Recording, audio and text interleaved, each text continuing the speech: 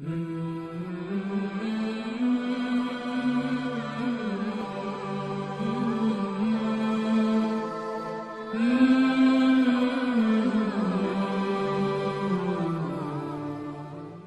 الحمد لله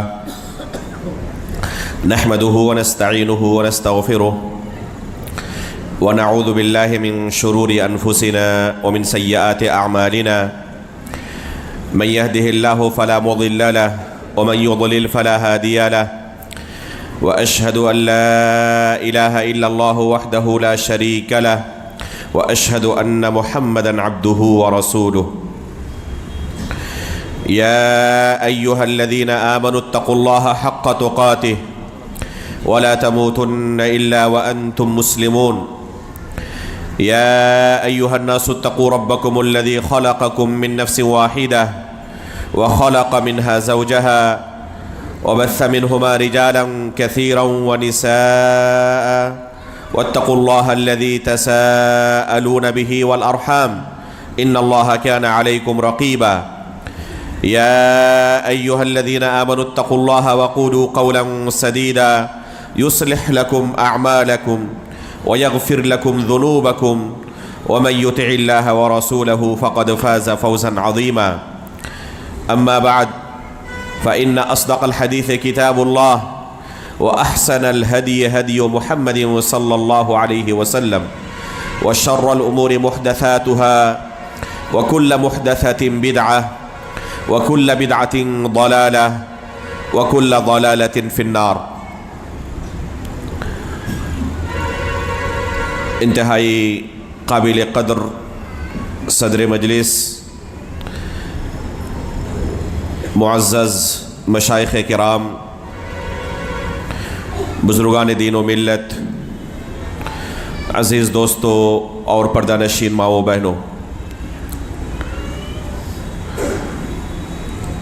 اللہ رب العالمین کی عطا کردہ نعمتوں میں ہمارے پاس اگر سب سے بڑی کوئی نعمت ہے تو وہ دین کی نعمت ہے، شریعت کی نعمت ہے۔ اللہ رب العالمین نے قرآن کریم کے اندر اسے نعمت قرار دیا ہے، وَأَتْمَمْتُ عَلَيْكُمْ نِعْمَتِي، تو یہ اللہ رب العالمین کی طرف سے عظیم نعمت ہے جو ہمیں ملی ہوئی ہے۔ اگر ایک انسان کے پاس دنیا کی ہر نعمت موجود ہو، دین کی نعمت نہ ہو تو اس سے بڑا بد نصیب کوئی نہیں، اور اگر دین کی نعمت اس کے پاس موجود ہو، دوسری نعمتوں سے، بہت ساری نعمتوں سے محروم بھی ہو، پھر بھی وہ انتہائی سعادت مند ہے، کیونکہ یہ زندگی ایک نہ ایک دن ختم ہونے والی ہے۔ اس کے بعد کی جو زندگی ہے وہ ہمیشہ کے لیے ہے، اور اس زندگی کا فیصلہ ہوگا اسی دین کی بنیاد پر۔ جیسے ہی ہماری یہ زندگی ختم ہوگی، آخرت کی زندگی شروع ہوگی، برزخ کی زندگی شروع ہوگی، قبر کے اندر ہم سے اس دین کے بارے میں پوچھا جائے گا، تمہارا دین کیا تھا؟ ایک انسان نے اس دنیاوی زندگی میں جس دین کو فالو کیا تھا، جس دین پر اپنی زندگی گزاری تھی، وہی دین وہ قبر میں پیش کرے گا، اللہ رب العالمین کے سامنے اسی دین کو پیش کرے گا۔ اگر اس کا یہ دین اللہ رب العالمین کے نازل کردہ دین سے میچ کر جائے، رسول اللہ صلی اللہ علیہ وسلم نے اپنے صحابہ کو جو دین سکھایا تھا اور جس دین پر اللہ کے رسول کی وفات ہوئی، اگر اس دین سے ہمارا دین میچ کر جائے تو بڑی سعادت کی بات ہوگی۔ لیکن اگر ہم نے اپنی پوری زندگی کسی ایسے دین کو فالو کیا، ایسے دین پر عمل کرتے ہوئے گزار دی جو رسول اللہ صلی اللہ علیہ وسلم کے سکھائے ہوئے دین سے میچ نہیں کرتا، مطابقت نہیں رکھتا، اور بگڑی ہوئی شکل میں اللہ کے سامنے کوئی دوسرا دین پیش کیا تو اللہ رب العالمین یہ بگڑا ہوا دین قبول نہیں کرے گا۔ قرآن میں اللہ رب العالمین نے بیان کر دیا ہے ان الدین عند اللہ الاسلام، کہ مقبول دین اللہ کے پاس صرف دین اسلام ہے۔ کون سا دین اسلام؟ جو اللہ رب العالمین نے نازل کیا ہے، جو اللہ کے رسول نے اپنے صحابہ کو سکھایا تھا، جس کی تعلیم دی تھی اور جس پر صحابہ نے عمل کر کے دکھایا ہے۔ اگر بعد میں آنے والے لوگ اسی دین کو فالو کریں تو پھر ان کے لیے نجات ہے۔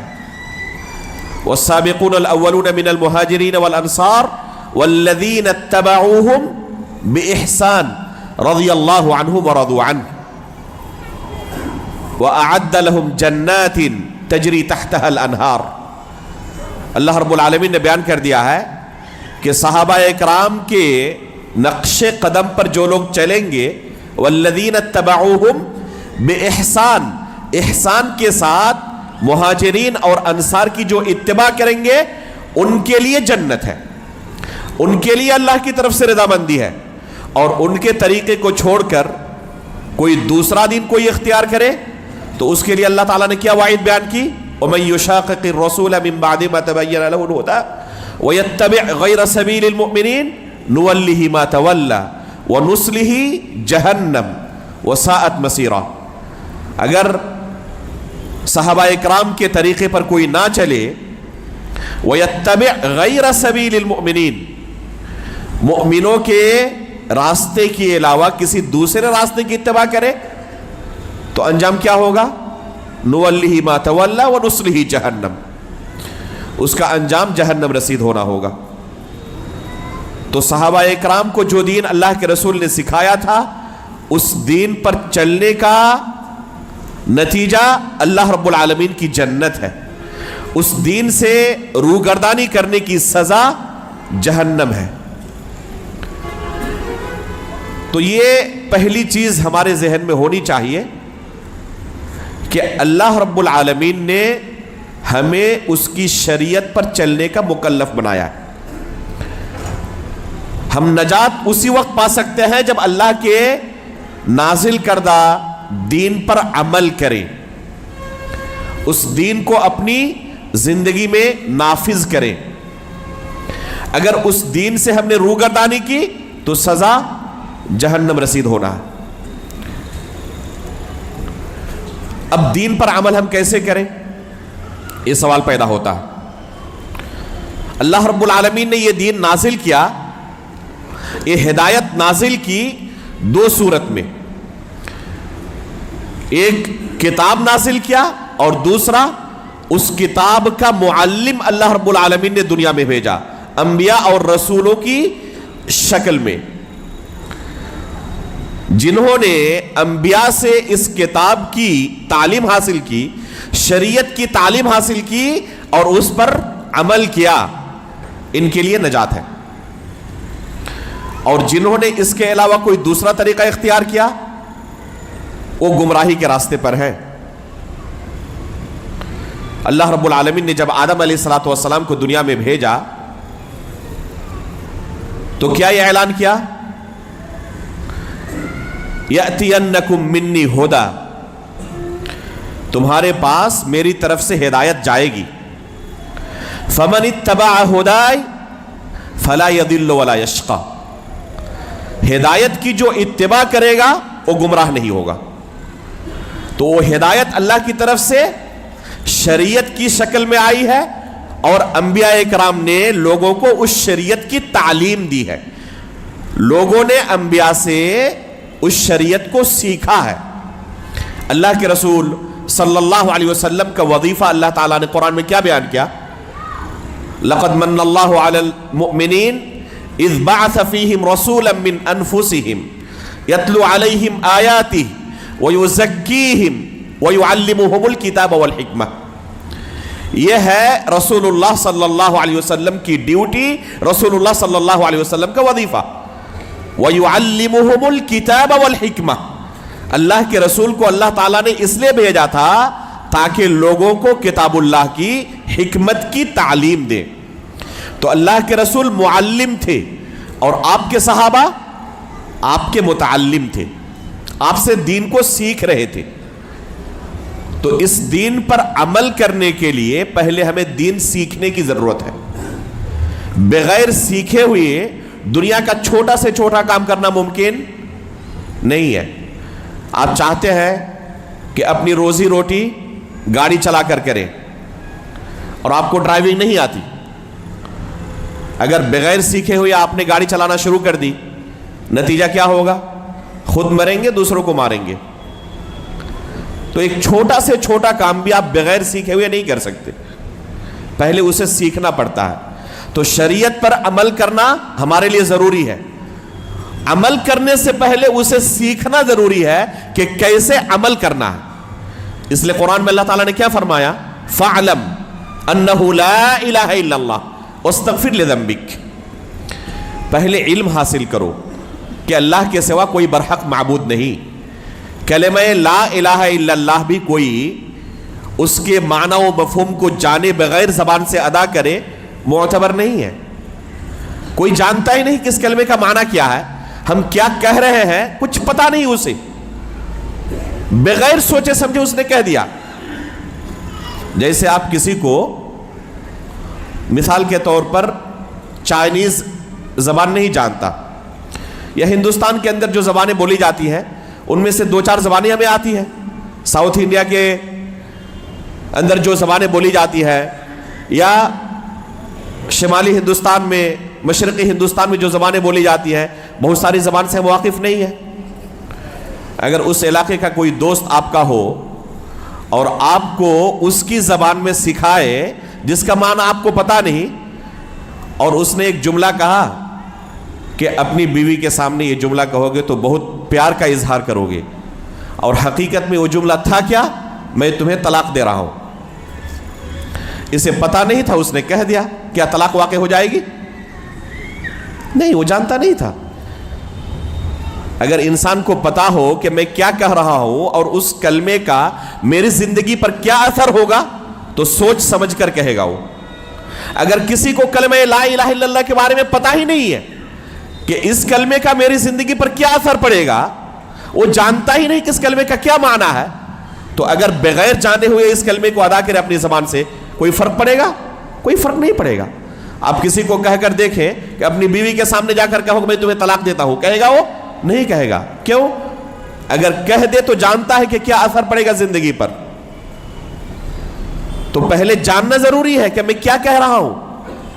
فَعْلَمْ أَنَّهُ لَا إِلَهَ إِلَّا اللَّهُ۔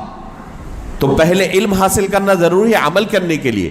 امام بخاری رحمہ اللہ اس آیت سے استدلال کرتے ہوئے اپنی صحیح کے اندر باب قائم کر رہے ہیں، باب العلم قبل القول والعمل، کہ علم کا درجہ قول اور عمل سے پہلے آتا ہے۔ پہلے آپ کو سیکھنا ضروری ہے، پھر عمل کی باری آتی ہے۔ تو پہلے ہمیں سیکھنا ضروری ہے شریعت کے بارے میں، تاکہ ہم صحیح طریقے سے عمل کر سکیں۔ کیسے سیکھیں گے؟ اس کے لیے محنت کی ضرورت ہے، بغیر محنت کے کوئی چیز حاصل نہیں ہوتی۔ صحیح بخاری کے اندر امام بخاری رحمہ اللہ فرماتے ہیں، انما العلم بالتعلم، علم یہ سیکھنے سے آتا ہے، تو سیکھنا پڑے گا۔ کن سے سیکھیں گے؟ اہل علم سے۔ جیسے کہ صحابہ اکرام نے اللہ کے رسول سے سیکھا تھا، اللہ کے رسول کو اللہ تعالیٰ نے معلم بنا کر لوگوں کے درمیان بھیجا تھا۔ یہی طریقہ رہا آدم علیہ السلام سے لے کر رسول اللہ صلی اللہ علیہ وسلم تک۔ اللہ رب العالمین لوگوں کے درمیان انبیاء اکرام کو بھیجتے رہے، اور یہ انبیاء لوگوں کو اللہ کی شریعت سکھاتے رہے۔ اللہ کے رسول آخری رسول تھے، آپ کے بعد یہ سلسلہ ختم ہو چکا، لیکن دین سیکھنے اور سکھانے کا یہ سلسلہ قیامت تک جاری رہنے والا۔ اب یہ انبیائی مشن کون سنبھالیں گے؟ لوگوں کو دین کون سکھائیں گے؟ جو انبیاء کے وارث ہوں گے۔ اور انبیاء کے وارث کون ہیں؟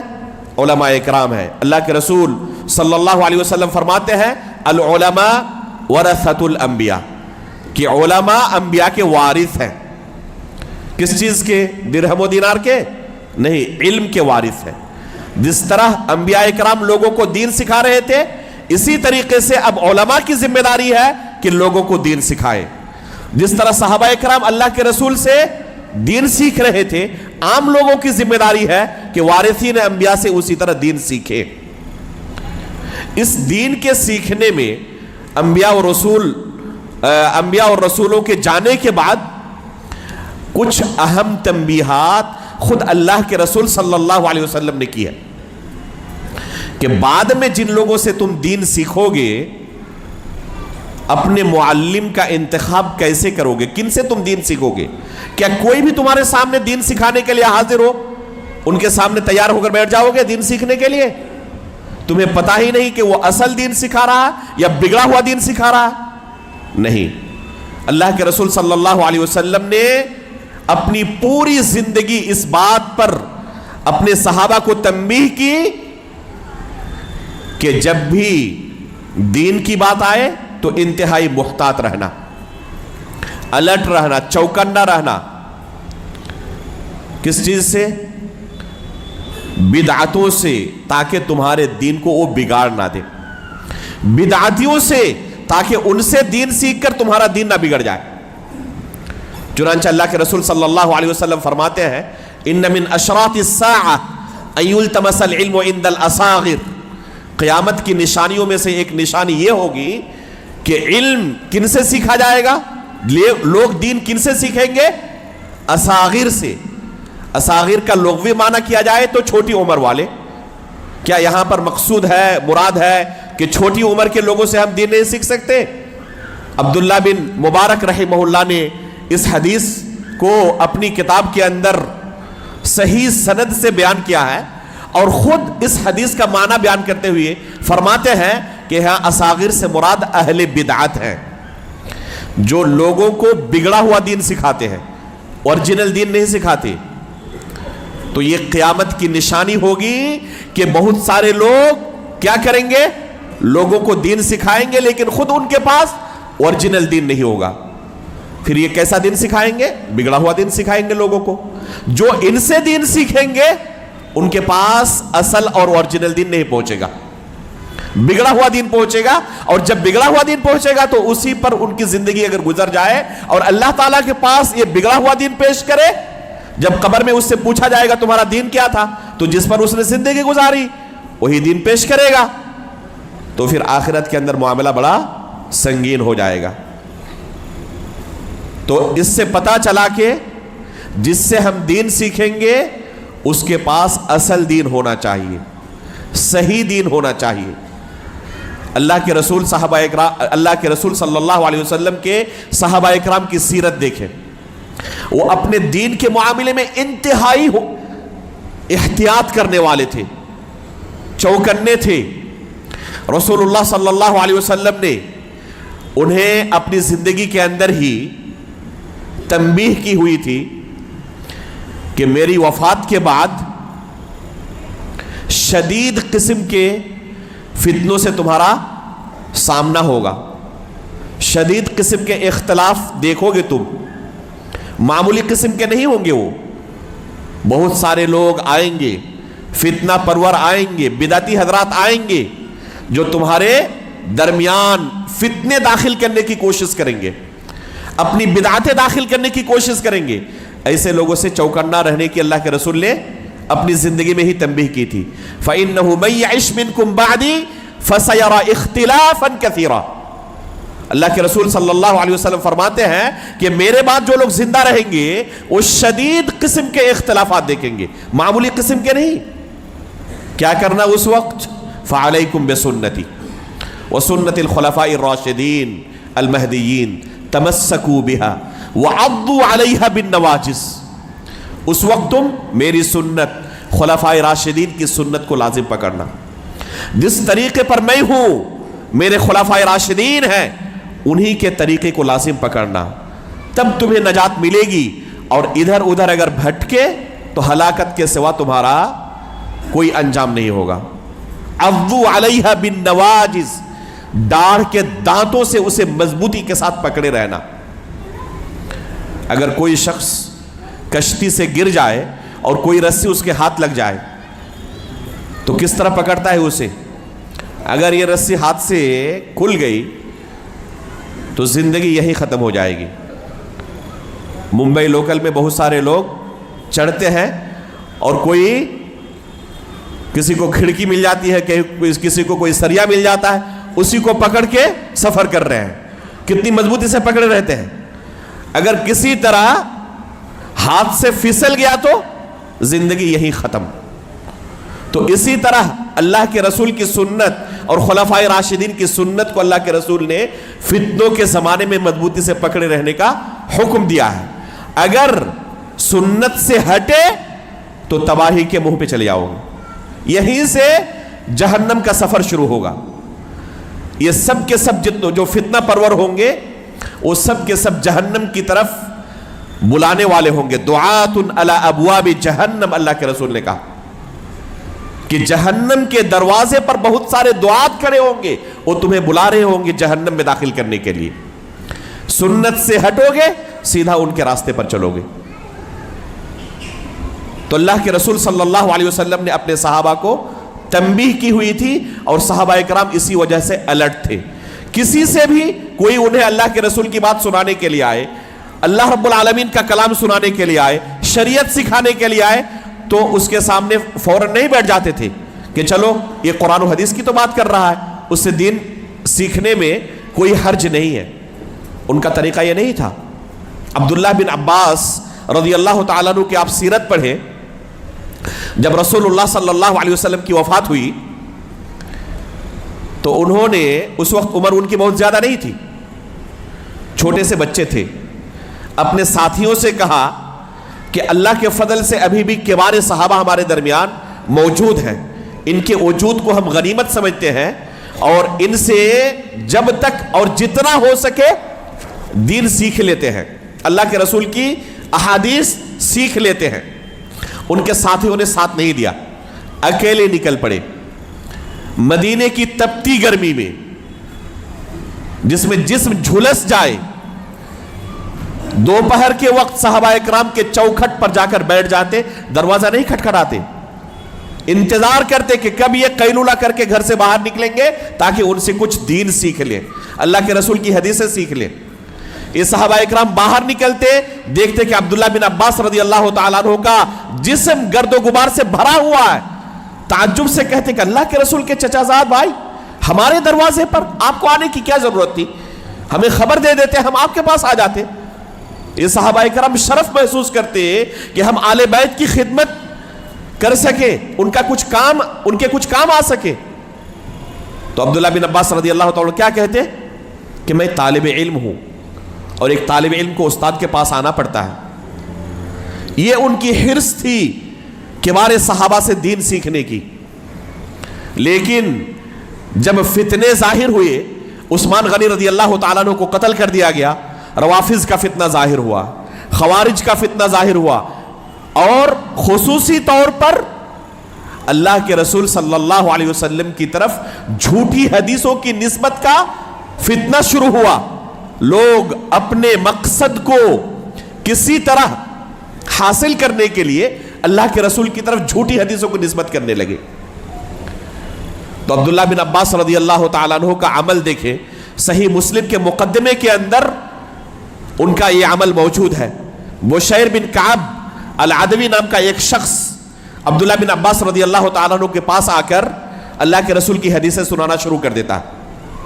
قال رسول اللہ صلی اللہ علیہ وسلم، قال رسول اللہ صلی اللہ علیہ وسلم، اور عبداللہ بن عباس رضی اللہ تعالیٰ عنہ بالکل بھی ان کی طرف توجہ نہیں دے رہے، وہ اللہ کے رسول کی حدیثیں سنا رہے ہیں اور یہ بالکل انسنا کر دے رہے ہیں۔ کچھ وقت کے بعد انہوں نے کہا عبداللہ بن عباس آپ کو کیا ہو گیا؟ میں اللہ کے رسول کی حدیثیں آپ کو سنا رہا ہوں اور آپ میری طرف بالکل بھی توجہ نہیں دے رہے ہیں۔ تب عبداللہ بن عباس رضی اللہ تعالیٰ عنہ نے کہا کہ اگر سبب ہی جاننا چاہتے ہیں تو سنیں، کیا وجہ ہے، میرے اس تعامل کی وجہ کیا ہے سن لیں۔ ہماری زندگی کے اندر ایک مرحلہ وہ گزر چکا ہے، ایک وقت وہ گزر چکا ہے کہ صرف ہمارے کانوں میں کہیں سے قال رسول اللہ کی آواز آتی، ہمارے کان کھڑے ہو جاتے، آنکھیں اٹھ جاتی، इब्तदरत इलैहि अबसारुना व असगैना इलैहि बिआदानिना, हमारी आंखें उठ जाती, कान खड़े हो जाते। किसके पास अल्लाह के रसूल की हदीस है, लपकते हम उसकी तरफ। आपके पास अल्लाह के रसूल की कोई हदीस है, जरूर हमें जल्दी सुनाएं। हमारा हाल ये था एक जमाने में, फलम्मा रकिबन नासु अस्सअब वज़्ज़लूल, लेकिन जब से लोगों ने अल्लम गल्लम हर चीज की निस्बत अल्लाह के रसूल की तरफ करना शुरू कर दिया है, सही गलत हर चीज की निस्बत लोगों ने अल्लाह के रसूल सल्लल्लाहु अलैहि वसल्लम की तरफ करना शुरू कर दिया, उस वक्त से हम अपने दीन को लेकर मुहतात हो चुके हैं। अब हर एक से हम दीन की बातें नहीं सुनते, अल्लाह के रसूल की हदीसें नहीं सुनते। जिनके बारे में पहले से पता होता है कि इनके पास सही हदीसें मिल सकती हैं, सही दीन मिल सकता है, बस उसी से सुनते हैं, हर एक से नहीं सुनते। अब क्या पता चला अब्दुल्लाह बिन अब्बास रज़ियल्लाहु ताला अन्हु के इस तर्ज़ तामुल से कि सहाबा इकराम अपने दीन को लेकर बड़े अलर्ट थे। कोई हमें दीन सिखाने के लिए आए और उसके बारे में हमें कुछ नहीं पता कि वो कौन सा दीन हमें सिखाएगा, असली दीन सिखाएगा जो अल्लाह के रसूल ने अपने सहाबा को सिखाया था, या बिगड़ा हुआ दीन सिखाएगा, और उससे हम दीन सीखना शुरू कर दें। बाद में पता चला कि उसने अपने बहुत सारे शुकूक व शुबहात हमारे ज़हन के अंदर दाखिल कर दिए, और उस वक्त बहुत ताख़ीर हो चुकी है। तो अफसोस के अलावा कोई चारा नहीं होगा। तो पता चला कि जिससे हम दीन सीखेंगे उसके मनहज का सही होना बहुत ज़रूरी है। दूसरी अहम चीज़ कि जिससे हम दीन सीखेंगे उसका कुरान और हदीस का आलिम होना ज़रूरी है। अगर कोई खुद किताब व सुन्नत को पढ़ना नहीं जानता, उसने किताब व सुन्नत का इल्म हासिल नहीं किया है, तो जाहिर सी बात है कि वो हमें दीन नहीं सिखा सकता, किताब व सुन्नत की तालीम नहीं दे सकता। ये उसी तरह है कि किसी अंधे को आप किसी ट्रैफिक का क्या करें, जिम्मेदार बना दे, किसी ट्रैफिक की उसको जिम्मेदारी दे दे कि आप लोगों की रहनुमाई करें, ये गाड़ी पहले आएगी, ये गाड़ी बाद में जाएगी, और वो क्या है, खुद अंधा है। नतीजा क्या होगा, एक्सीडेंट होगा। तो अंधा रास्ता नहीं दिखा सकता। जो खुद किताब व सुन्नत का इल्म नहीं रखता वो दूसरों को किताब व सुन्नत की तालीम नहीं दे सकता। खैरुल कुरून में ही बेशुमार लोग ऐसे पैदा हो गए थे जिन्होंने असातिज़ा के सामने बैठकर इल्म हासिल नहीं किया था, ज़ाती मुताले से उन्होंने इल्म हासिल करना शुरू किया था, किताबों से रटकर, और लोगों को दीन सिखाना शुरू कर दिया था। ताबईन ने, तबे ताबईन ने ऐसे लोगों से सख्त अंदाज में तहदीर की और कहा कि इनसे बच के रहना, इनसे दीन मत सीखना। मदीने का हाल ये था, अबू ज़िनाद रहमहुल्लाह फरमाते हैं, अदरकतु बिल मदीनति मिअतन कुल्लुहुम मामून ला युखदु अन्हुमुल इल्म युकालु लैसा मिन अहलिही, कि मदीने के अंदर मैंने 100 ऐसे लोगों को पाया, और यहां पर कसरत तादाद बयान करना मकसूद है, यानी बहुत सारे ऐसे लोग थे जो दीन के मामले में बड़े मामून थे, लुटेरे चोर उचक्के नहीं थे, ये बड़े अमानतदार थे, लेकिन इनसे इल्म नहीं लिया जाता था। ये इल्म देना चाहते थे लोगों को, लेकिन लोग भागते थे इनसे। वजह क्या है, युकालु लैसा मिन अहलिही, बस एक जुर्म था, लोग कहते थे कि यह अहले इल्म में से नहीं है। इमाम मालिक रहमहुल्लाह ने उसकी तौजीह की है कि ऐसे लोगों से लोग क्यों भागते थे, क्योंकि इन्होंने ये इल्म असातिज़ा के सामने बैठकर हासिल नहीं किया था, किताबों से रट लिया था, इस वजह से लोग इनसे भागते थे। तो पता चला कि इल्म हासिल करने का तरीका क्या है, उस्ताद से इल्म को सीखना है। जैसे सहाबा ने अल्लाह के रसूल से सीखा था, अल्लाह के रसूल उनके मुअल्लिम थे, और ये तरीका खुद अल्लाह के रसूल ने बयान किया था, तस्माऊन व युस्माउ मिनकुम व युस्माउ मिम्मन यस्माउ मिनकुम, तुम मुझसे सुनकर ये दीन सीखोगे, और अगला जनरेशन जो आने वाला है वो तुमसे सुनकर इसी तरह इस दीन को सीखेंगे, फिर उसके बाद का जो जनरेशन होगा वो इसी तरह अपने साबिकीन से इस दीन को सीखेंगे। तो ये तरीका है दीन सीखने का कि उस्ताद के सामने बैठकर इस दीन को सीखा जाए। किताबों से रटकर कोई आलिम नहीं होता, اسے علماء سے سیکھنا پڑتا ہے، ان کے سامنے ایک لمبی مدت تک بتدریج اس شریعت کے علم کو حاصل کرنا پڑتا ہے، تب وہ اس لائق ہوتا ہے کہ لوگوں کو کیا کریں؟ اللہ رب العالمین کا دین سکھائے۔ دیکھیں، دعوت و تبلیغ کا ایک مرحلہ وہ ہے جسے ہم اصلاح اور تربیت کا نام دیتے ہیں۔ دعوت و تبلیغ کے بہت سارے مراحل ہیں۔ ادنا درجہ اس کا یہ ہے کہ آپ اپنے ماتحت لوگوں کی اصلاح کریں، ان کی تربیت کریں، اور اس کا مکلف اللہ رب العالمین نے سب کو کیا ہے۔ الا کلکم راع وکلکم مسئول عن رعیتہ۔ اللہ کے رسول صلی اللہ علیہ وسلم فرماتے ہیں، مروا اولادکم بالصلاۃ وہم ابناء 7 واضربوہم علیہا وہم ابناء 10۔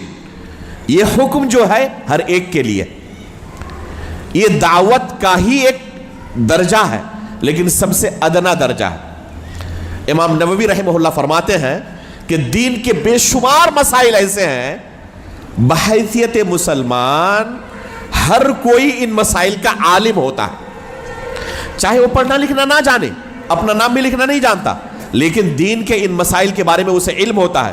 مثال کے طور پر زنا حرام ہے، جھوٹ بولنا حرام ہے، شراب حرام ہے، گرچہ وہ پڑھنا لکھنا نہ جانتا ہو، اگر مسلمان ہے تو اسے پتا ہے ان چیزوں کا۔ بے شمار مسائل ایسے ہیں جنہیں شریعت کی اصطلاح میں معلوم من الدین بالضرورہ کہا جاتا ہے۔ ایسے مسائل کے بارے میں اللہ رب العالمین نے ہر شخص کو اپنے ماتحت لوگوں کا مکلف بنایا ہے۔ اس کے گھر کے اندر ماتحت لوگوں کی اسے تربیت کرنی پڑے گی۔ اگر بچہ نماز نہیں پڑھتا تو اس سے پوچھا جائے گا، وہ کہے کہ میں عالم دین نہیں تھا، اس وجہ سے میں نے نماز کا حکم نہیں دیا تھا، اس وجہ سے میں نے شراب سے نہیں روکا تھا، اس وجہ سے میں نے جھوٹ بولنے سے نہیں روکا تھا اپنے ماتحت لوگوں کو، تو اللہ تعالیٰ کے پاس وہ بچ نہیں پائے گا۔ تو یہ بھی ایک دعوت ہے جس کا مکلف اللہ تعالیٰ نے سب کو کیا ہے، لیکن یہ دعوت کا ادنا درجہ ہے، اور دعوت کا اعلیٰ درجہ یہ ہے، آخری درجہ یہ ہے کہ انبیاء کا جو مشن تھا وہ مشن آپ اختیار کریں، انبیاء کے وارث بنے، اور لوگوں کو اللہ رب العالمین کی شریعت سکھانے کے لیے ان کے سامنے اپنے آپ کو پیش کریں۔ یہ ہے دعوت کا اعلیٰ درجہ، اور اس اعلیٰ درجہ پر اگر کوئی کام کرنا چاہتا ہے تو اسے اپنے آپ کو اس لائق پہلے بنانا پڑے گا، پہلے قرآن و حدیث کا علم حاصل کرنا پڑے گا۔ جب وہ حقیقت میں انبیاء کے وارث ہوں گے تب ان کے لیے جائز ہوگا کہ انبیاء کا جو کام تھا، جو ان کا مشن تھا، اس کام کو اب لوگوں کے سامنے انجام دیں، لوگوں کے سامنے اپنے آپ کو پیش کریں۔ اگر اس سے پہلے ہی اس کے پاس کتاب و سنت کا علم نہیں، اور اس سے پہلے ہی لوگوں کے سامنے شریعت کے تعلق سے جاہل ہونے کے باوجود پیش کرنا شروع کیا، تو اللہ کے رسول صلی اللہ علیہ وسلم نے اسے بھی قیامت کی ایک نشانی بیان کیا ہے۔ اللہ کے رسول صلی اللہ علیہ وسلم فرماتے ہیں، ان هذا العلم ينتزع انتزاعا حتى اذا لم يبق عالما اتخذ الناس رؤوسا جهالا، کہ یہ علم آہستہ آہستہ اٹھا لیا جائے گا۔ کیسے اٹھایا جائے گا؟ ایک شخص عالم دین ہے، اچانک جاہل ہو جائے گا؟ ایسا نہیں ہوگا۔ ایسا نہیں کہ عشاء کی نماز کے بعد تو عالم دین تھا، فجر کے وقت جب نیند سے اٹھا تو جب بیدار ہوا تو جاہل ہو کر بیدار ہوا، ایسا نہیں ہو سکتا ہے۔ کیسے دنیا سے علم اٹھ جائے گا؟ بقبض العلماء، علماء آہستہ آہستہ دنیا سے رخصت ہوتے جائیں گے، اور دنیا سے اس طرح آہستہ آہستہ علم اٹھتا جائے گا۔ نتیجہ کیا ہوگا؟ لوگ جاہلوں کو مفتی بنا لیں گے، جاہلوں کو اپنا سردار بنا لیں گے، اور یہاں ریاست سے مراد ریاست فی العلم ہے، جیسے کہ شارحین حدیث نے اس کی شرح میں ذکر کیا کہ لوگ جاہلوں کو اپنا مفتی بنا لیں گے۔ اب سوال پیدا ہوتا ہے کہ جو پوچھنے والا ہے سوال، وہ تو جانتا نہیں شریعت کے مسائل کے تعلق سے، اس لیے دوسرے کو آ کر پوچھ رہا ہے، لیکن جس کو سوال کر رہا ہے، جسے اپنا مفتی بنا رہا ہے، وہ بھی تو جاہل ہے۔ اب ایک جاہل دوسرے جاہل کو مفتی بنا ہی کیوں رہا ہے؟ اس کی وجہ یہ ہے کیونکہ گرچہ یہ بھی جاہل ہے، لیکن اپنی شکل و صورت اس نے کس طرح بنائی ہوئی ہے؟ عالم کی طرح۔ گرچہ یہ جاہل ہے، قرآن و حدیث کو پڑھ بھی نہیں سکتا، یہ اس کے سامنے حدیث کی کوئی کتاب رکھ دیں آپ، شریعت کے جو اہم مصادر ہیں ان کے سامنے آپ کھول کے رکھ دے، پڑھ بھی نہیں سکتا، کتاب کے نام تک کا اسے علم نہیں ہے، اور وہ لوگوں کو دین سکھانا چاہتا ہے، تو لوگ اس سے اسی لیے دھوکہ کھا جاتے ہیں، گرچہ وہ جاہل ہے لیکن اپنی شکل و صورت لوگوں کے سامنے ایک عالم کی طرح بنایا ہوا ہے وہ، اور لوگ سمجھتے ہیں کہ ان کے پاس شریعت کا علم ہے۔ نتیجہ کیا ہوتا ہے؟ لوگ ان سے دین کے بارے میں پوچھتے ہیں اور یہ بے دھڑک جواب دیتے ہیں، اور وہ بھی گمراہ ہوتے ہیں، یہ بھی گمراہ ہوتے ہیں، یضلون ویضلون، یہ خود گمراہ ہوتے ہیں، دوسروں کو گمراہ کرتے ہیں۔ تو یہ قیامت کی ایک نشانی ہے۔ پتا چلا ہمیں کہ دین سیکھنا ضروری ہے، لیکن جس سے دین سیکھیں گے اس کے اندر بنیادی دو صفت کا پایا جانا ضروری ہے۔ پہلی صفت کیا ہے؟ کہ جس سے ہم دین سیکھیں گے اچھی طرح چیک کر لے کہ اس نے علماء کے سامنے بیٹھ کر ایک لمبی مدت تک بتدریج کتاب و سنت کا علم حاصل کیا ہے یا نہیں کیا۔ سلف صالحین کہا کرتے تھے لا یؤخذ العلم الا عمن شہد له بالطلب، ایسے کسی بھی شخص سے علم حاصل نہیں کیا جائے گا جس کے بارے میں یہ معروف نہ ہو کہ ایک زمانے میں اسٹوڈنٹ رہ چکا ہے۔ اگر اچانک سے کوئی ٹیچر بن کر آپ کے سامنے آیا کہ آپ مجھ سے دین سیکھیں، اور آپ کو پتا نہیں تھا کہ یہ خود کب اسٹوڈنٹ تھا، اساتذہ کے سامنے بیٹھ کر اس نے کب دین سیکھا ہے، اگر آپ کو پتا نہ ہو تو ایسے شخص سے دین نہ سیکھے۔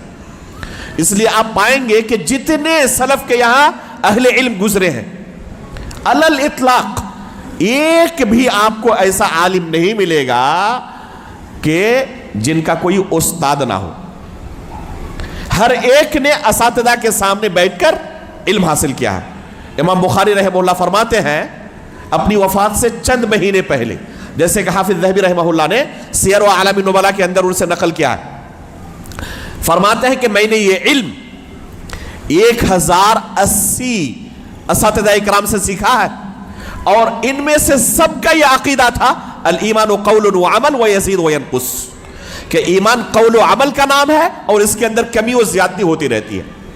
یہ اس زمانے میں ایک امتیازی مسئلہ تھا اہل سنت اور اہل بدعت کے یہاں۔ اگر کوئی ایمان کو قول و عمل کا نام نہیں دیتا اور اس میں کمی و زیادتی کا قائل نہیں ہے، اس کا مطلب کہ وہ اہل بدعت میں سے ہے، اور کوئی الایمان قول و عمل و یزید و ینقص کا قائل ہے، اس کا مطلب کہ اہل سنت میں سے ہے۔ تو امام بخاری کیا فرماتے ہیں کہ میں نے یہ علم 1080 اساتذہ اکرام سے سیکھا ہے۔ تو پہلے پتا چلا کہ سیکھنا پڑتا ہے اساتذہ کے سامنے بیٹھ کر، اور کن اساتذہ سے؟ جن کا عقیدہ صحیح سالم ہو، جو صحیح منہج کے ہو۔ سب کا عقیدہ یہ تھا کہ کہتے تھے الایمان قول و عمل و یزید و ینقص۔ تو یہ بنیادی شرط ہے کہ جس سے ہم دین سیکھ رہے ہیں پتا ہو کہ یہ ایک زمانے تک خود اسٹوڈنٹ رہ چکا ہے، طالب علم رہ چکا ہے، اور اس کے بعد ترقی کرتے ہوئے اب معلم بنا ہے، اور کسی کے بارے میں آپ کو پتا ہی نہیں کہ کب یہ طالب علم تھا، اچانک ظاہر ہوا معلم بن کر، تو ایسے لوگوں سے دور بھاگے۔ یہ اس لائق نہیں ہے کہ آپ ان کو اپنا معلم بنائیں، پہلے ان کو متعلم بننے کے لیے کہیں کہ جا کے آپ اساتذہ سے علم حاصل کریں، اس کے بعد ہمارے سامنے معلم بن کر آئیں۔ تو یہ پہلی شرط ہے، اور دوسری شرط یہ ہے کہ وہ صحیح دین سکھانے والا ہو، اہل سنت والجماعت کے عقیدے و منہج پر ہو۔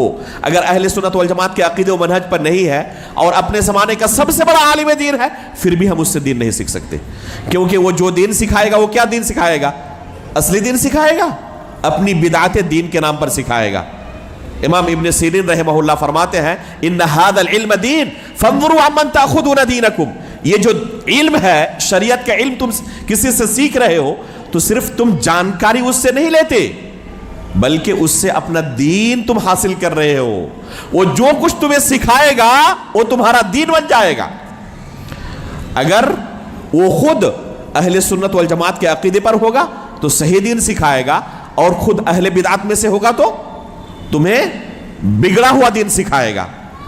اس لیے جب یہ اہل بدعت ظاہر ہوئے تو امام ابن سیرین رحمہ اللہ فرماتے ہیں یہ صحابہ اکرام کے زمانے میں اہل سنت اور اہل بدعت کی تفریق شروع ہو چکی تھی۔ یہ آج کے دور کی کوئی نئی ایجاد نہیں ہے، یہ آج کے سلفی علماء اپنی طرف سے کچھ آپ کو سکھا نہیں رہے ہیں، اور یہ تفریق نہیں کر رہے ہیں کہ اہل سنت اور اہل بدعت میں تفریق کرو۔ یہ تفریق کب ہوئی ہے؟ یہ تفریق عثمان غنی رضی اللہ تعالیٰ عنہ کی وفات کے بعد، جبکہ صحابہ اکرام کی ایک بڑی جماعت دنیا میں موجود تھی، کبار تابعین موجود تھے، اس زمانے میں تفریق شروع ہو چکی تھی۔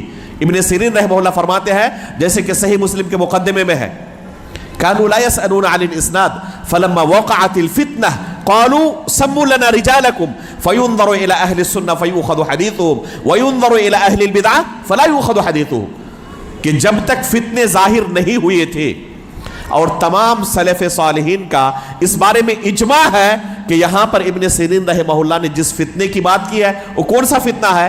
عثمان غنی رضی اللہ تعالیٰ عنہ کا قتل اس سے مراد ہے۔ یعنی جب عثمان غنی رضی اللہ تعالیٰ عنہ کو شہید کر دیا گیا تو اس وقت یہ تفریق شروع ہو چکی تھی۔ لوگ اس سے پہلے کسی سے نہیں پوچھتے کہ آپ جو ہمیں دین کی بات بیان کر رہے ہیں یہ آپ نے کن سے سیکھا، یہ سوال نہیں کرتے تھے پہلے۔ لیکن جب فتنے ظاہر ہوئے، بہت سارے لوگ میدان میں آ گئے جو دین کے نام پر لوگوں کو اپنی بدعتیں سکھاتے تھے، تو لوگ اپنے دین کو لے کر چوکنے ہو گئے، محتاط ہو گئے، الرٹ ہو گئے، اور انہوں نے سند کے بارے میں پوچھنا شروع کیا۔ سموا لنا رجالکم، ذرا بتائیں کہ آپ نے یہ دین کن سے سیکھا؟ جو بات ہمیں آپ سکھا رہے ہیں آپ کے استاد کون ہیں؟ فَيُنظَرُ إِلَىٰ أَهْلِ السُّنَّةِ فَيُؤْخَذُ حَدِيثُهُمْ وَيُنظَرُ إِلَىٰ أَهْلِ الْبِدْعَةِ۔ یہ تفریق دیکھیں اس زمانے کی، اہل سنت اور اہل بدعت کی۔ فَلَا يُؤْخَذُ حَدِيثُهُمْ، اگر اہل سنت میں سے ہوتا بات قبول کر لی جاتی، اہل بدعت میں سے ہوتا تو قبول نہیں کی جاتی۔ یہ بنیادی بات سمجھنے کے بعد اب ہم اصل موضوع پر آتے ہیں۔ ہمارے اس معاشرے کے اندر دین سکھانے والے بہت سارے لوگ بڑے مشہور ہیں جو ان دو شرطوں پر پورے نہیں اترتے۔ پہلی شرط ہم نے کیا ذکر کی تھی کہ انہوں نے خود اساتذہ کے سامنے بیٹھ کر بتدریج ایک لمبی مدت تک کتاب و سنت کا علم حاصل کیا ہو۔ اس شرط پر پورے نہیں اترتے اور میدان میں موجود ہیں، لوگوں کو دین سکھانے کے لیے بڑی محنت کر رہے ہیں۔ اور دوسری شرط پر بھی بہت سارے لوگ پورے نہیں اترتے۔ اللہ کے رسول نے اپنے صحابہ کو جو دین سکھایا تھا وہ دین نہیں سکھاتے، بلکہ بگڑا ہوا دین سکھاتے ہیں، اور معاشرے کے اندر ان کا اچھا خاصا اثر ہے۔ ہماری جماعت کے اور مسلمانوں کی ایک بڑی تعداد ان سے دین سیکھ رہی ہے۔ لہذا ضروری ہے کہ ہم کن سے دین سیکھ رہے ہیں سب سے پہلے ان کے بارے میں چیک کر لیں۔ فانظروا عمن تأخذون دینکم، ابن سیرین رحمہ اللہ کا یہ قول سلف کے یہاں متفقہ ایک اصول تھا کہ جن سے دین سیکھ رہے وہ اچھی طرح اسے پہلے چیک کر لو کہ وہ اس لائق ہے یا نہیں کہ ان سے ہم دین سیکھیں۔ جو ہمارے اس دور میں دعوتی میدان میں بڑے سرگرم ہیں، جن کا اچھا خاصا اثر لوگوں پر ہے اور بہت بڑی تعداد ان سے متاثر ہے اور دین سیکھ رہی ہے، ان میں سے دو شخصیات کا تذکرہ آپ نے فضیلت الدکتور عبد الرحمن بن اقبال مدنی حفظہ اللہ سے سن لیا ہے غالباً۔ ایک شکیل بن حنیف اور ایک ڈاکٹر یوسف القرضاوی کے بارے میں آپ نے سن لیا ہے۔ باقی 3-4 اور شخصیات ہیں جن کے بارے میں اختصار کے ساتھ ان کے کچھ افکار و نظریات آپ کے سامنے رکھنا مناسب معلوم ہوتا ہے، تاکہ ایسے لوگوں سے بچ کر رہیں علم و بصیرت کی بنیاد پر۔ صرف اس لیے نہیں کہ فلاں نے کہا تھا ان سے دور رہے، بلکہ علم و بصیرت کی بنیاد پر کہ کیوں آخر ان لوگوں سے ہم دین نہیں سیکھ سکتے، ان کے ہاں کیا گمراہیاں ہیں اور ان سے دین سیکھنے کا اثر کیا ہوگا ہمارا۔ پہلے نمبر پر میں ذکر کرنا چاہوں گا جن سے ایک اچھی خاصی تعداد متاثر ہے، وہ مولانا مودودی ہے۔ مولانا مودودی بر صغیر کے اندر ایک معروف شخصیت ہے، بے شمار لوگ ان سے جڑے ہوئے ہیں، اور بہت سارے لوگ یہ سمجھتے ہیں کہ یہ ایک حق کا معیار ہے کہ ان کے فالوورز کتنے ہیں، ان کی ہاں میں ہاں ملانے والے کتنے ہیں۔ یہ بھی حق کا ایک معیار ہے، بہت سارے لوگوں کے ہاں ایک غلط فہمی پائی جاتی ہے۔ میرے بھائیوں، فالوورز کی کثرت اور قلت یہ حق کا کوئی اصول اور ضابطہ نہیں ہے۔ اللہ کے رسول صلی اللہ علیہ وسلم فرماتے ہیں قیامت کے دن میرے اوپر بہت ساری امتوں کو پیش کیا جائے گا، اور وہاں پر بعض انبیاء ایسے آئیں گے جن کی دعوت پر ایمان لانے والے بس ایک آدمی ہوں گے، یا 2 یا 3 یا 10 سے کم، اور بعض انبیاء ایسے بھی ہوں گے جن پر کسی ایک نے بھی ایمان نہیں لایا ہوگا۔ یہ کون ہے؟ انبیاء اکرام ہیں، کوئی عام عالم دین نہیں ہے۔ اور ایمان کے 6 ارکان میں سے ایک رکن کیا ہے؟ ایمان بالرسل۔ ہمارا اس بات پر ایمان ہے کہ تمام انبیاء برحق ہیں، انہوں نے اللہ رب العالمین کے سچے دین کو لوگوں تک اسی طرح پہنچا دیا جیسے اللہ رب العالمین نے انہیں ذمہ داری دی تھی۔ ذرہ برابر انہوں نے کوئی کوتاہی نہیں کی۔ سچا دین جو اللہ رب العالمین نے انہیں دیا تھا اسی طرح لوگوں تک پہنچا دیا ہے۔ لیکن نتیجہ کیا ہوا بعض لوگوں کے ساتھ؟ بعض لوگوں کے ساتھ، بعض انبیاء کے ساتھ نتیجہ یہ ہوا کہ صرف ایک شخص نے اسلام قبول کیا، کسی کے ہاتھ پر ایمان لانے والے صرف 2 ہوئے، 3 ہوئے، اور بعض کے ساتھ ایسا بھی ہوا کہ ایک بندے نے بھی ان کی دعوت قبول نہیں کی۔ ہم کیا کہیں گے کہ یہ انبیاء ناکام ہو گئے؟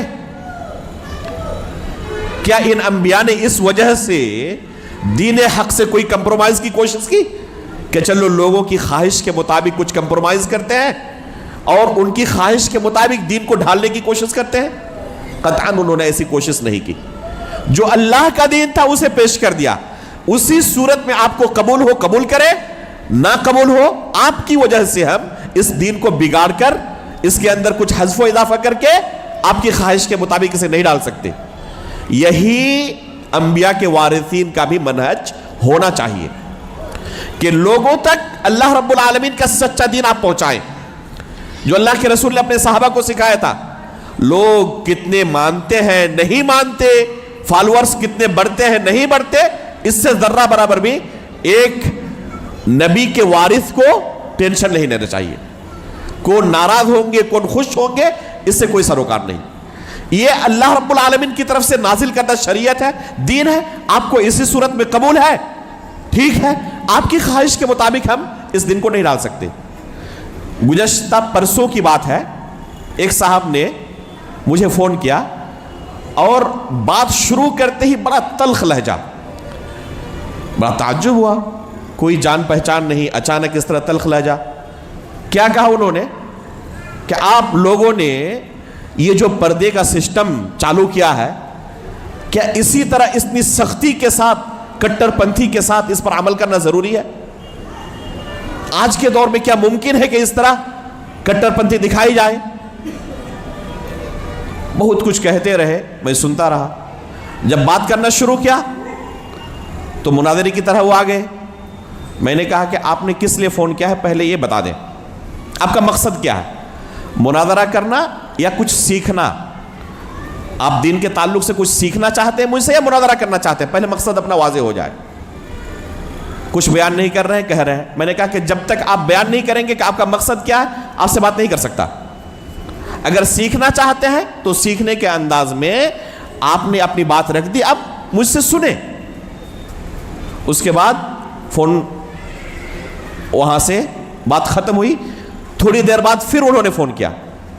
احساس ہوا کہ میں نے غلطی کی ہے، مجھے سنجیدہ ہو کر بات کرنا چاہیے تھا۔ پھر معذرت کی اور کہا کہ میرے گھر کا معاملہ یہ ہے کہ میری بیٹی کا رشتہ اس وجہ سے فٹ نہیں ہو پا رہا کیونکہ بیٹی شریعت پر عمل کرنا چاہتی ہے، اور اس وجہ سے کوئی ایسا رشتہ نہیں مل رہا۔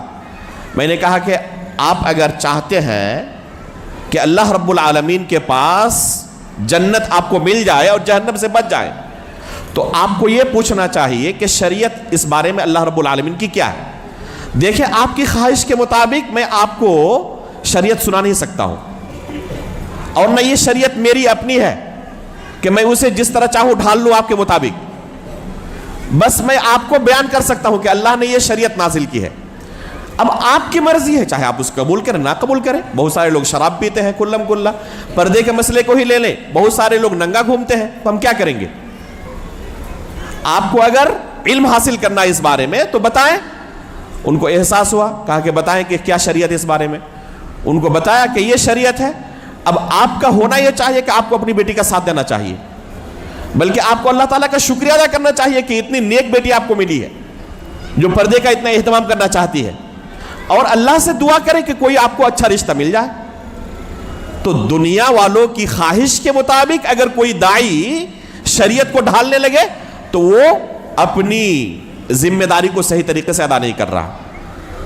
اسے اللہ کی شریعت لوگوں کے سامنے پیش کرنی ہے اسی صورت میں جس صورت میں اللہ نے نازل کی ہے.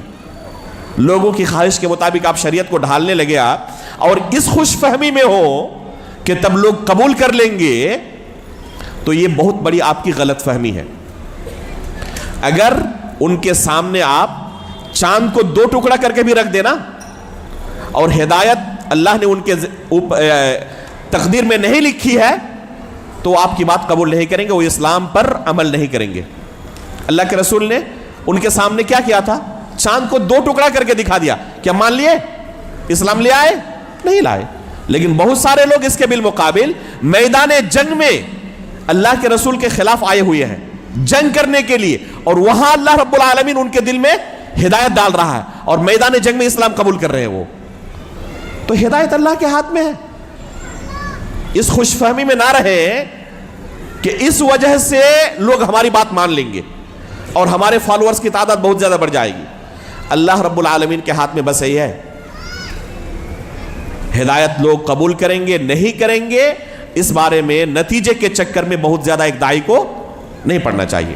تو بہت سارے لوگ اسے حق کا معیار سمجھتے ہیں کہ ان کے فالوورز تو اتنے زیادہ ہیں تو حق پر ہوں گے تبھی نہ انہوں نے یہ کام کیا. میں آپ کو ایک چھوٹا سا واقعہ بتاؤں. افریقی ممالک میں اکثر و بیشتر ان علاقوں میں غربت ہے، فقیری ہے. ایران کی طرف سے وہاں بہت سارے لوگ سرگرم عمل ہیں اور پیسے کا لالچ دے کر انہیں نصرانیت سے اسلام کی طرف لا رہے ہیں. لیکن کون سا اسلام؟ جو ایران کے پاس ہے. یعنی وہ نصرانیت چھوڑ کر روافض کا اسلام قبول کر رہے ہیں اور ان کی اس محنت سے اچھے خاصے لوگ نصرانیت چھوڑ کر اسلام قبول کر رہے ہیں. تو ان کی دعوت سے بہت سارے لوگ اسلام تو قبول کر رہے ہیں. کیا اس وجہ سے ہمیں روافض کے دعوت کی حمایت کرنی چاہیے؟ اگر کوئی اللہ کے رسول صلی اللہ علیہ وسلم کے دین کے تعلق سے جانتا ہے اور ان روافض کے عقیدے کے بارے میں اسے واقفیت ہے تو کبھی حمایت کر سکتا ہے وہ روافض کی دعوت کی؟ لیکن ان کی محنت سے بھی تو اچھے خاصے لوگ اسلام قبول کر رہے ہیں. تو ہمیں سب سے پہلے یہ دیکھنا چاہیے کہ داعی کا منہج صحیح ہے یا نہیں ہے. وہ صحیح اسلام کی دعوت لوگوں کو دے رہا ہے یا غلط اسلام لوگوں کو سکھا رہا ہے. یہ بہت اہم ہے. نتیجے کے چکر میں پڑھ کر حمایت یا مخالفت نہیں ہونی چاہیے، بلکہ اصل ہمارا معیار اور ضابطہ ہونا چاہیے کہ وہ صحیح اسلام کی دعوت و تبلیغ کر رہا ہے یا اسلام کو توڑ مڑوڑ کر لوگوں کے سامنے پیش کر رہا ہے. اگر صحیح دعوت دے رہا ہے تو موافقت، اگر صحیح دعوت نہیں دے رہا ہے تو اس کی مخالفت ہونی چاہیے. مولانا مودودی نے جو اسلام لوگوں کے سامنے پیش کیا اس کی ایک جھلکی آپ کے سامنے رکھنا چاہتا ہوں. اسلام کے اندر سب سے اہم چیز اگر کوئی ہے تو ہے عقیدہ توحید. توحید کی کتنی قسمیں ہیں؟ نہیں بتائیں؟ 3 قسمیں ہیں. کیا کیا ہے؟ ربوبیت، الوہیت اور اسماء و صفات.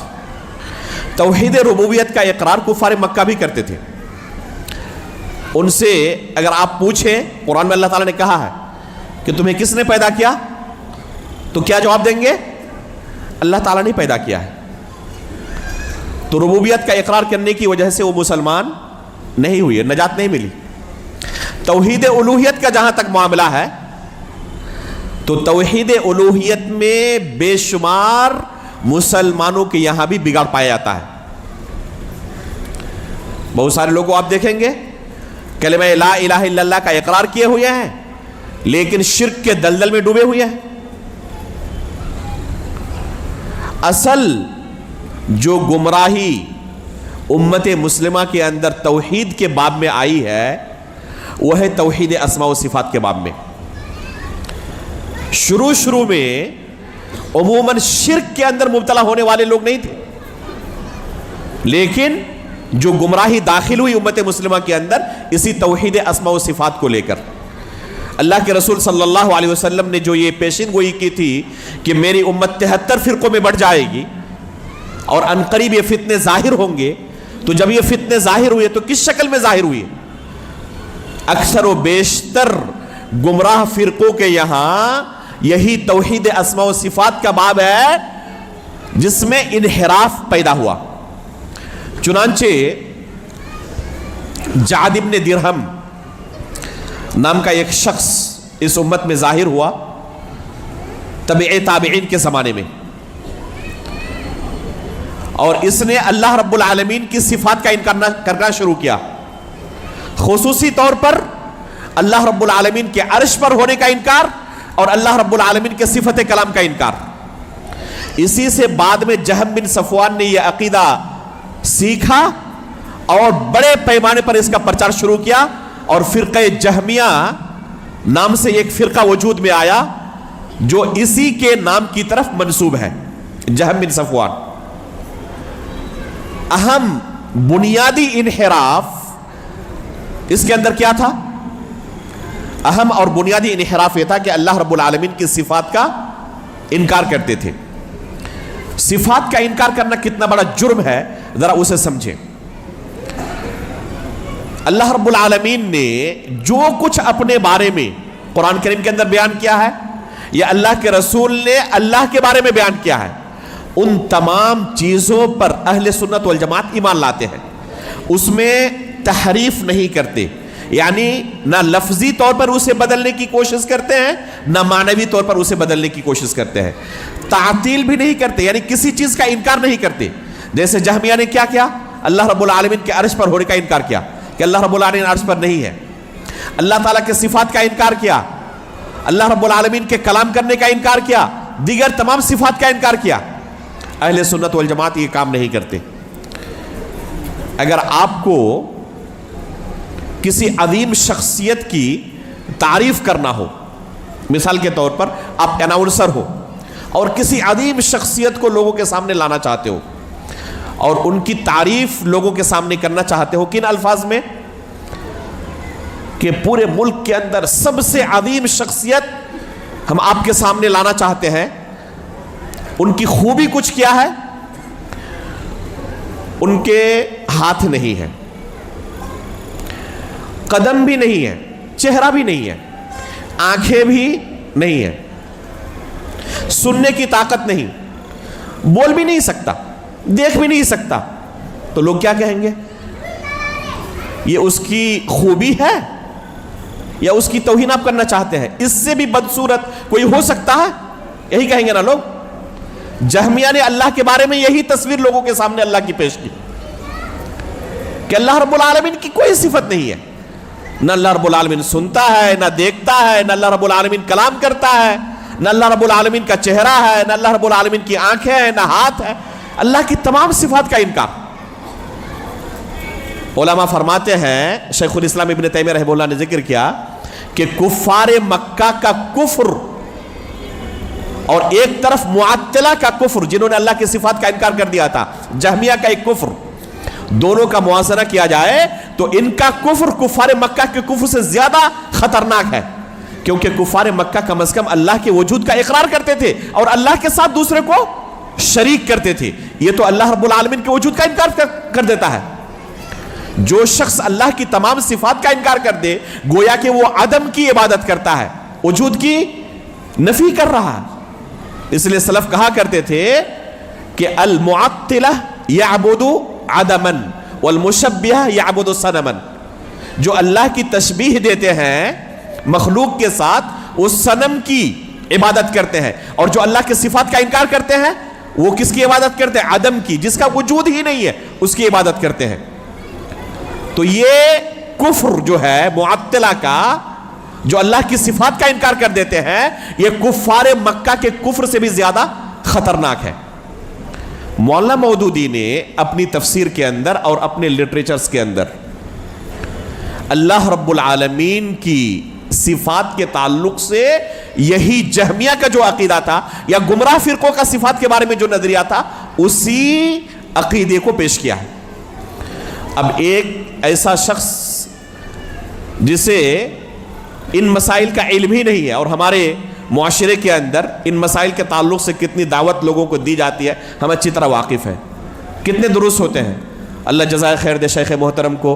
اس طرح کے بعض علماء ہیں جو اس میدان میں لوگوں کو واقف کرا رہے ایک لمبی مدت سے۔ اللہ رب العالمین ان علماء اکرام کا سایہ تادر باقی رکھے اور مزید اس تعداد میں اضافہ فرمائے۔ لیکن یہ حقیقت ہے کہ ایسے علماء کی تعداد انتہائی کم ہے جو اس طرح کے اہم موضوعات کو تسلسل کے ساتھ لوگوں کے سامنے رکھے اور ان کو توحید اسماء و صفات جیسی اہم اور بنیادی چیز کا علم دے۔ اب لوگوں کے پاس اللہ رب العالمین کے تعلق سے صحیح عقیدہ کیا ہونا چاہیے اس کا علم ہی نہیں۔ اب مولانا مودودی کی وہ کتاب پڑھیں تو ظاہر سی بات ہے کہ اللہ کے تعلق سے ان کا وہی عقیدہ بن جائے گا، وہی دین بن جائے گا، اور یہی دین قبر میں وہ پیش کرے گا۔ جب پوچھا جائے گا اس سے من ربک، تو اللہ کے تعلق سے اس کا عقیدہ کیا تھا جو مولانا مودودی کی کتاب میں ہے؟ کیا ہے کتاب میں؟ ذرا ان کی کتابوں کے حوالے سے ان کا عقیدہ سنیں۔ اللہ رب العالمین کے عرش کے بارے میں سلف صالحین کا متفقہ عقیدہ ہے۔ عرش عربی زبان میں جس چیز کو کہا جاتا ہے اسی کو سلف اللہ رب العالمین کے لیے ثابت مانتے ہیں کہ اللہ رب العالمین عرش پر مستوی ہے، لیکن اہل بدعت اس کی تعویل کرتے ہیں اور کہتے ہیں اس سے مراد سلطنت ہے۔ مولانا مودودی اسی غلط عقیدے کی ترجمانی کرتے ہوئے تفہیم القرآن کے اندر فرماتے ہیں، رہا یہ ارشاد کہ خدا کا عرش پہلے پانی پر تھا تو اس کا مفہوم ہماری سمجھ میں یہ آتا ہے۔ واضح ہو گیا کہ ان کی سمجھ ہے بس یہ، صحابہ نے کیا سمجھا، تابعین نے کیا سمجھا، ائمہ اسلام نے کیا سمجھا، اس سے کوئی سروکار نہیں۔ کہتے ہیں ہماری سمجھ میں یہ آتا ہے کہ خدا کی سلطنت پانی پر تھی۔ یہ واضح طور پر تحریف ہے۔ اللہ رب العالمین کے عرش کا یہ معنی قطعاً نہیں ہے جو سلف نے بیان کیا۔ اسی طرح اللہ رب العالمین عرش پر ہے اور اللہ رب العالمین کے علو کا اثبات یہ اہل سنت والجماعت کا متفقہ عقیدہ ہے۔ وَهُوَ الْقَاهِرُ فَوْقَ عِبَادِهِ وَهُوَ الْعَلِيُّ الْعَظِيمُ، آیت الکرسی کے اندر اللہ رب العالمین نے بیان کیا۔ شیخ الاسلام ابن تیمیہ رحمہ اللہ، اسی طرح علامہ ابن قیم رحمہ اللہ بیان کرتے ہیں کہ اللہ رب العالمین کے عرش پر ہونے کی، اللہ رب العالمین کے بلند و بالا ہونے کی 1000 سے زیادہ دلائل کتاب و سنت کے اندر موجود ہیں، 1000 سے زیادہ دلائل۔ اور ایک طرف مولانا مودودی کیا نظریہ پیش کر رہے ہیں، ذرا سنیں کہ اللہ رب العالمین کہاں ہے۔ کہتے ہیں کہ یہی معاملہ خالق کے حضور باریابی کا بھی ہے کہ خالق بذات خود کسی مقام پر متمکن نہیں ہے، مگر بندہ اس کی ملاقات کے لیے ایک جگہ کا محتاج ہے جہاں اس کے لیے تجلیات کو مرکوز کیا جائے، ورنہ اس کی شان اطلاق میں اس سے ملاقات بندہ محدود کے لیے ممکن نہیں ہے۔ یہ تفہیم القرآن کی عبارت ہے۔ اسی طرح اور ایک جگہ فرماتے ہیں اللہ کے بارے یہ تصور نہیں کیا جا سکتا کہ وہ کسی خاص مقام پر رہتا ہے، کیونکہ اس کی ذات زمان و مکان کی قیود سے منزہ ہے۔ یہ اہل سنت والجماعت کا دور دور تک عقیدہ نہیں ہے، یہ اہل باطل کا عقیدہ ہے، گمراہ فرقوں کا عقیدہ ہے۔ اسی طرح قرآن میں اللہ رب العالمین نے کیا بیان کیا، وَيَحْمِلُ عَرْشَ رَبِّكَ فَوْقَهُمْ يَوْمَئِذٍ ثَمَانِيَةٌ، کہ اللہ رب العالمین کے عرش کو قیامت کے دن 8 فرشتے اٹھائے ہوئے ہوں گے۔ قرآن میں اللہ تعالیٰ نے بیان کیا ہے۔ امام ابو داؤد رحمہ اللہ نے اپنی سنن کے اندر جابر رضی اللہ تعالیٰ عنہ سے ایک حدیث بیان کی ہے، اور امام ابو داؤد رحمہ اللہ اس حدیث سے جہمیہ پر رد کر رہے ہیں۔ وہ حدیث کیا ہے؟ اللہ کے رسول صلی اللہ علیہ وسلم فرماتے ہیں اذن لی ان احدث عن ملک من ملائکۃ اللہ من حملۃ العرش انما بین شحمۃ اذنہ الی عاتقہ مسیرۃ 700 عام، یہ حدیث صحیح ہے، شیخ البانی نے صحیح قرار دیا ہے۔ اس حدیث کے اندر اور اس آیت کے اندر اللہ رب العالمین کے فرشتوں کا تذکرہ ہے جو اللہ کے عرش کو اٹھائے ہوئے ہوں گے۔ یہ قرآن اور حدیث کا عقیدہ۔ اور مولانا مودودی کیا کہتے ہیں اس بارے میں ذرا سنیں۔ مولانا مودودی کہتے ہیں مگر یہ بات بہرحال قابل تصور نہیں ہے کہ اللہ تعالیٰ عرش پر بیٹھا ہوگا اور 8 فرشتے اس کو عرش سمیت اٹھائے ہوئے ہوں گے۔ اللہ رب العالمین قرآن میں بیان کر رہا ہے، اللہ کے رسول بیان کر رہے ہیں، کافی نہیں ہے، ان کے یہاں تصور میں نہیں آ پا رہا ہے یہ، لہذا انکار۔ وحدت الوجود کا فلسفہ، وحدت الوجود کیا ہے؟ کہ وجود صرف ایک ہے اللہ رب العالمین کا، باقی بس نظر کا دھوکہ ہے، خالق اور مخلوق میں کوئی فرق نہیں۔ ابن عربی صوفی نے جو نظریہ پیش کیا تھا وحدت الوجود کا، ڈاکٹر اسرار کے بارے میں بھی بیان کریں گے ہم، اسے سمجھاتے ہوئے ڈاکٹر اسرار کیا کہہ رہے تھے؟ جیسے آپ باضابطہ مثال دے کر سمجھا رہے ہیں، ایک لکڑی لے اور اس کے سرے پر آگ لگا دے اور تیز رفتاری کے ساتھ اسے کیا کریں؟ گھمائیں۔ آپ کو کیا لگے گا کہ آگ کا ایک دائرہ ہے، پھر اسے روک لیں، دائرہ ختم۔ تو حقیقت میں دائرہ تھا؟ نہیں تھا، لیکن نظر آ رہا تھا کہ ایک دائرہ ہے آگ کا۔ تو کہہ رہے ہیں جس طرح یہ نظر کا دھوکہ ہے نا، اسی طرح ہے وحدت الوجود کا مسئلہ۔ آپ کو لگ رہا ہے کہ خالق مخلوق الگ ہے، یہ صرف نظر کا دھوکہ ہے، بس وجود اللہ کا ہے، اس کے علاوہ کسی کا نہیں۔ نعوذ باللہ من ذالک۔ سلف صالحین کہا کرتے تھے کہ سب سے سخت ترین اگر کوئی کفر ہے تو یہی عقیدہ ہے، وحدت الوجود کا عقیدہ۔ اور مولانا مودودی بھی اسی عقیدے کو لوگوں کے سامنے پیش کرتے ہیں۔ چنانچہ کیا کہتے ہیں؟ اس سے معلوم ہوا کہ انسان کے اندر جو روح پھونکی گئی ہے وہ دراصل صفات الہی کا ایک عکس یا پرتو ہے۔ حیات، علم، قدرت، ارادہ، اختیار اور دوسری جتنی صفات انسان میں پائی جاتی ہیں جن کے مجموعے کا نام روح ہے، یہ دراصل اللہ کی صفات کا ایک ہلکا سا پرتو ہے جو اس کے لباد خاکی پر ڈالا گیا ہے، اور اسی پرتو کی وجہ سے انسان زمین پر خدا کی خلیفہ اور ملائکہ سمیت تمام موجودات ارضی کا مسجود قرار پایا ہے۔ جب آدم علیہ السلام کو سجدہ کرنے کے لیے کہا گیا تو اسی وجہ سے، کیونکہ انسان کے اندر اللہ کا چونکہ پرتو ہے اس لیے اس کو سجدہ کیا، تو گویا کہ اللہ کو سجدہ کیا۔ ایک اور جگہ پر کیا فرماتے ہیں ذرا سنیں، کہتے ہیں انسان خواہ وہ خدا کا قائل ہو یا منکر، خدا کو سجدہ کرتا ہو یا پتھر کو، خدا کی پوجا کرتا ہو یا غیر کی، چاہے وہ اپنے اختیار سے کسی اور کی پوجا کر رہا ہو، وہ خدا ہی کی عبادت کر رہا ہے۔ یہ وحدت الوجود کے فلسفے کا اثر ہے۔ اگر کوئی شخص یہی عقیدہ رکھے اللہ کے بارے میں اور قبر میں یہی جواب دے من ربک، تو جو مولانا مودودی نے اللہ رب العالمین کا تصور پیش کیا ہے، نجات ملے گی؟ اللہ کے رسول نے یہی اللہ رب العالمین کے بارے میں ہمیں عقیدہ سکھایا تھا۔ اللہ رب العالمین کی صفت ذاتیہ پنڈلی کا انکار کرتے ہوئے اس کا ترجمہ کرتے ہیں جس روز سخت وقت آ پڑے گا، یوم یکشف عن ساق ویدعون الی السجود فلا یستطیعون، جس روز سخت وقت آ پڑے گا۔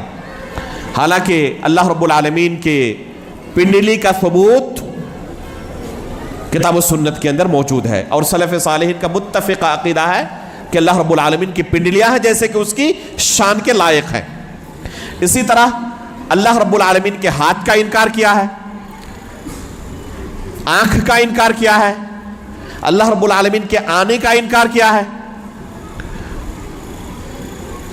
تو یہ ہے اللہ رب العالمین کے بارے میں مولانا مودودی کا تصور۔ اب کچھ دوسرے شریعت کے اہم مسائل کی طرف آتے ہیں۔ فرشتوں کے بارے میں مولانا مودودی کیا نظریہ پیش کرتے ہیں؟ ایمان کے 6 ارکان میں سے ایک رکن کیا ہے؟ فرشتوں پر ایمان لانا، ان تؤمن باللہ وملائکتہ، فرشتوں پر ایمان لانا ضروری ہے۔ کہتے ہیں اسلامی اصطلاح میں جس کو فرشتہ کہتے ہیں وہ تقریباً وہی چیز ہے جس کو ہندوستان و یونان وغیرہ ممالک کے مشرکین نے دیوی دیوتا قرار دیا ہے. جو ان کے یہاں دیوی دیوتا ہے نا، وہ اسلامی اصطلاح میں اسی کو فرشتہ کہتے ہیں. تجدید و احیاء دین صفحہ نمبر 10 میں انہوں نے یہ بات کہی ہے. عبادتوں کے متعلق کیا نظریہ پیش کرتے ہیں؟ نماز، روزہ، حج، زکوٰۃ اور جو دنیا کی جو اللہ رب العالمین نے اہم عبادتیں ہمارے لیے مشروع قرار دی ہیں، اور جن عبادتوں کے لیے ہی حقیقت میں اللہ رب العالمین نے انسان کو پیدا کیا، وما خلقت الجن والانس الا لیعبدون، جو تمام انبیاء کی دعوت کا محور تھا. اس بارے میں مولانا مودودی کہتے ہیں کہ یہ دراصل ایک ٹرننگ کورس ہے. بس یہ دراصل نماز، روزے اور جو یہ اہم عبادتیں ہیں، ایک اصل مقصد تک پہنچنے کے لیے ایک ٹرننگ کورس کی طرح ہے. تو اصل مقصد کیا ہے؟ اصل مقصد ہے سیاسی انقلاب، حکومت الہیہ کا قیام. کیسے ہوگا؟ وہ اس وقت ہوگا جب آپ کے ہاتھ میں حکومت آئے، کرسی آپ کے پاس ہو. اس معاشرے میں کرسی کیسے حاصل ہوگی؟ آپ لوگوں کے سامنے کہے جا کر کہ مجھے کرسی دے دو، پرائم منسٹر بنا دو، راشٹرپتی بنا دو، بنا دیں گے لوگ؟ ظاہر سی بات ہے کہ یہ جمہوریت ہے. آپ کو لڑ کر آنا پڑے گا، سب سے زیادہ سیٹیں آپ کے پاس، آپ کو کرسی مل جائے گی. اب اس کے لیے کوشش شروع کی انہوں نے. اب کسی طرح یہ حکومت الہیہ قائم کرنا ہے، حکومت اپنے ہاتھ میں لینی ہے. اب حکومت تو آسانی سے ملنے والی ہے ہی نہیں، اور یہ اصل مقصد ہے جس کے لیے اللہ رب العالمین نے انسانوں کو پیدا کیا ان کے نزدیک. تو اب حکومت حاصل کرنے کے لیے لوگوں کے سپورٹ کی ضرورت ہے.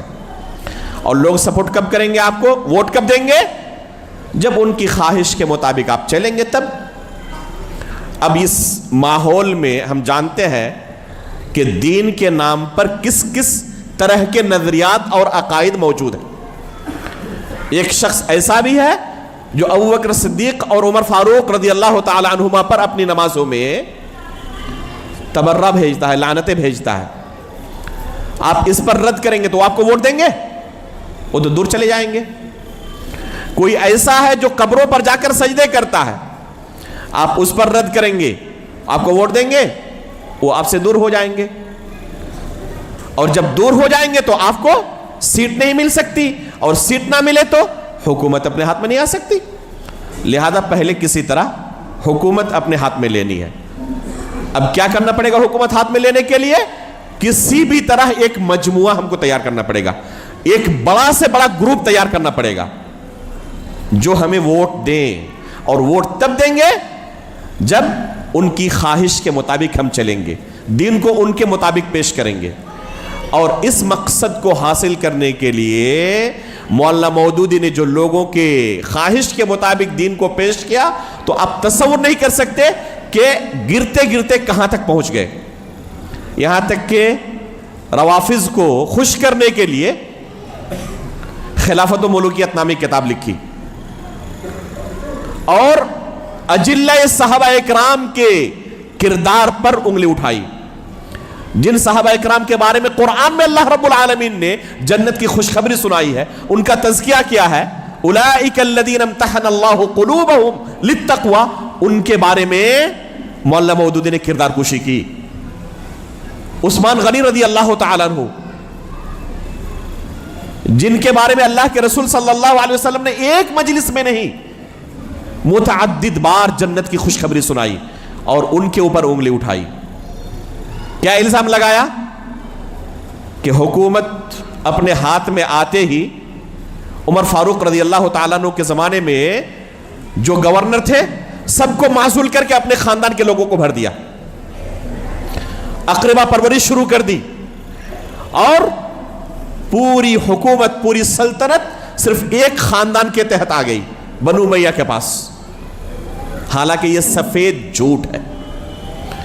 ابھی میرے 3 دروس اسی بارے میں ہوئے ہیں مسجد دارالسلام کوسہ ممرہ میں عظمت صحابہ پر جو سیریز چل رہی ہے، گزشتہ پرسوں بھی اسی بارے میں یہ آخری درس تھا، عثمان غنی رضی اللہ تعالیٰ عنہ پر مولانا مودودی کے اعتراضات کا جائزہ۔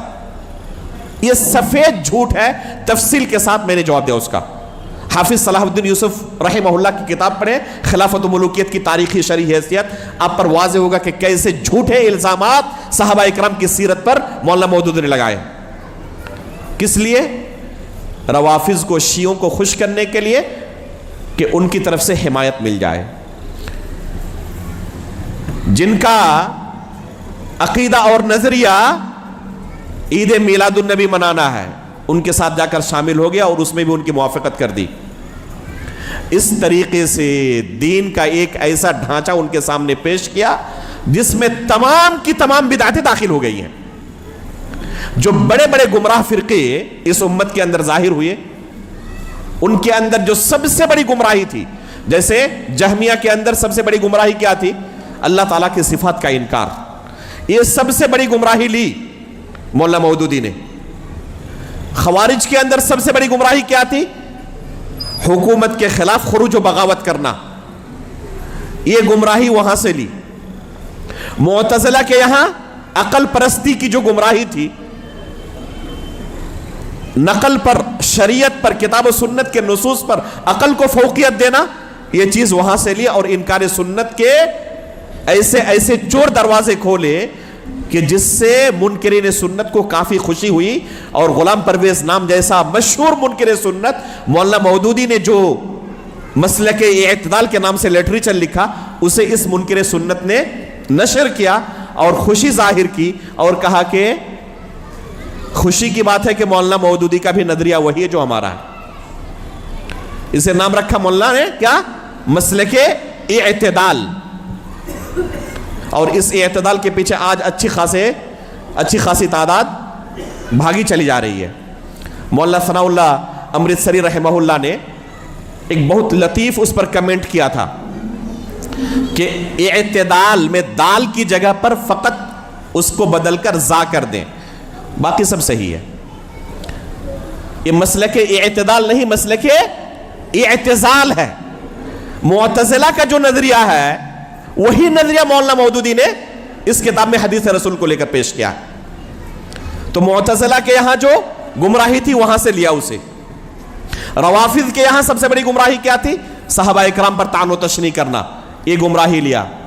جہمیہ کی، روافض کی، خوارج کی، معتزلہ کی بڑی بڑی جو گمراہیاں تھیں، یہ سب کے سب آ کر جماعت اسلامی کے اندر ایک جگہ جمع ہو گئی ہے، اور اس کا نام ہے جماعت اسلامی۔ مولانا مودودی کی دعوت کا نتیجہ یہ ہے۔ اب اگر ایسے شخص سے کوئی دین سیکھے گا تو اس کا دین وہی بنے گا یا نہیں بنے گا جو انہوں نے پیش کیا ہے؟ اور قبر میں اس طرح کا دین پیش کرے گا فرشتوں کے سوال کے جواب میں، وما دینک، تو مولانا مودودی نے جو دین پیش کیا وہ میرا دین ہے، نجات مل جائے گی۔ اس لیے میرے بھائیوں، اپنے دین کو لے کر سترک رہیں، ایسے کسی شخص سے دین نہ سیکھیں جس سے دین سیکھنے کے نتیجے میں آپ کا دین بگڑ جائے۔